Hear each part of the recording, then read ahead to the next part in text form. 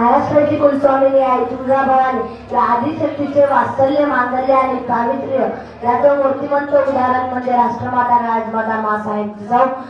महाराष्ट्राचे कुलदैवत स्वराज्य संस्थापक छत्रपती शिवाजी महाराज महाराष्ट्राच्या मातीला कसे जगावे शिवाजी महाराजांनी शिकवल्यानंतर महाराष्ट्राच्या मातीतल्या प्रत्येक माणसाला आपल्या अखेरच्या श्वासावर कसे लढावे हे शिकवणारे छत्रपती संभाजी महाराज या सर्वांना मी अभिवादन करतो.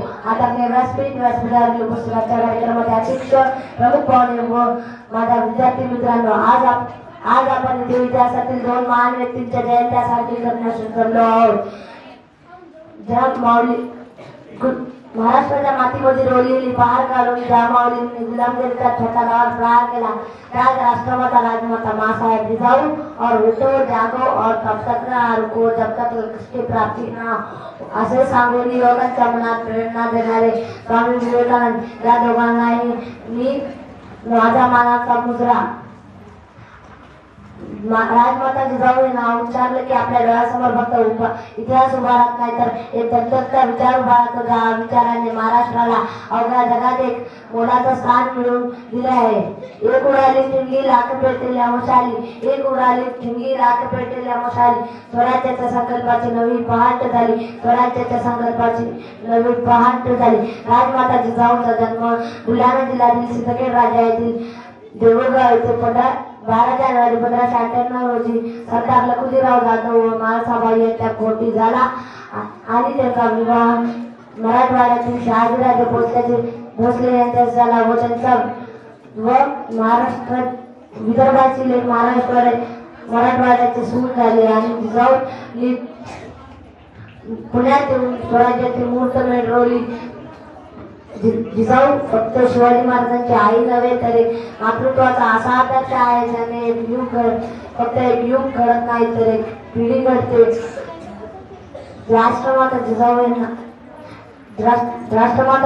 यांनी स्वराज्याला असे संस्कार दिले की ज्या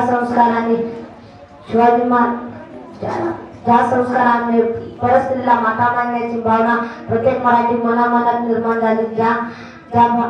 त्यामुळे पूर्वीच्या काळी प्रत्येक राजाच्या दरबारात स्त्री नृत्य सादर करायचा. पण माझा शुभ स्त्रीला नाचवणारा नाही तर स्त्रीला वाचवणारा राजा बनला पाहिजे अशी संस्कार शिवाजी महाराजांनी जिजाऊंनी शिवाजी महाराजांना दिली.